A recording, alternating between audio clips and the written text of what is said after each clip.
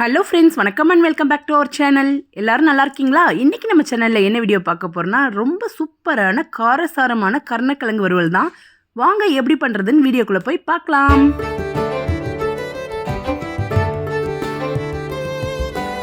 கருணக்கிழங்கு வறுவல் பண்ணுறதுக்கு ஒரு சின்ன சைஸ் கருணக்கிழங்கு எடுத்திருக்கேன். அதை மேலே இருக்கிற தோலெல்லாம் நல்லா பீல் பண்ணிக்கிட்டேன். பீல் பண்ணிவிட்டு நமக்கு பிடிச்ச ஷேப்பில் கட் பண்ணிக்கலாம். நான் கொஞ்சம் பெருசாக இந்த மாதிரி தான் கட் பண்ணியிருக்கேன். எந்த பாத்திரத்தில் நம்ம இந்த கருணக்கிழங்கு வேக வைக்க போகிறோமோ அந்த பாத்திரத்தில் தண்ணி சேர்த்து அந்த தண்ணிக்குள்ளே கட் பண்ணி வச்சுருக்கிற கருணக்கிழங்கு எல்லாத்தையுமே சேர்த்துடலாம்.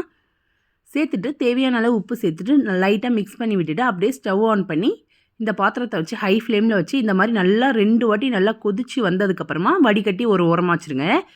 கருணக்கிழங்கு செய்ய ஆரம்பிச்சிடலாம். ஸ்டவ் ஆன் பண்ணி பேனில் எண்ணெய் சேர்த்துக்கோங்க. எண்ணெய் சூடான உடனே இதில் 1 டேபிள் ஸ்பூன் அளவுக்கு வீட்டில் அரைச்ச குழம்பு மிளகாத்தூள், 1 சிட்டிகை மஞ்சத்தூள், 1/4 டேபிள் ஸ்பூன் மிளகுத்தூள், 1 கொத்து கறிவேப்பிலை, 2 பூண்டு பல்லை இடித்து சேர்த்துருக்கேன்.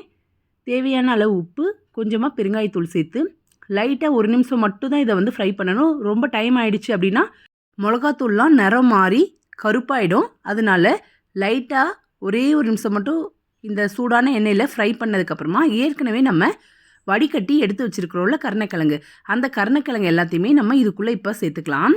சேர்த்துக்கிட்டு இன்னும் கொஞ்சம் உப்பும் சேர்க்கணும். ஏன்னா நம்ம தண்ணியில் வடிகட்டினதுனால உப்பு எந்த அளவுக்கு சேர்த்துருந்தாலும் அது எல்லாமே அந்த தண்ணியில் பாதி போயிடும். கொஞ்சம் தான் உப்பு கருணக்கிழங்குல பிடிச்சிருக்கோம்.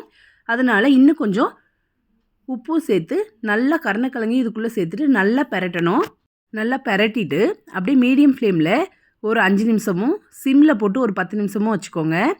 நல்லா 2 பக்கமும் நல்லா செவந்து நல்லா இந்த மிளகாத்தூள் எல்லாமே நல்லா காஞ்சி வரணும். ஈரப்பதமாக இருக்கக்கூடாது. ஈரப்பதமாக இருந்தால் அந்தளவுக்கு டேஸ்ட்டு கொடுக்காது. நல்லா காஞ்சி நல்லா இந்த மாதிரி செவந்து வந்துச்சுன்னா உங்களுக்கு சூப்பரான டேஸ்ட்டில் உங்களுக்கு ரெடி ஆயிரும். நீங்களும் உங்கள் வீட்டில் இதே மாதிரி ட்ரை பண்ணி பார்த்துட்டு எப்படி வந்திருக்குன்றத நம்ம சேனலில் கமெண்ட் பண்ணுங்கள்.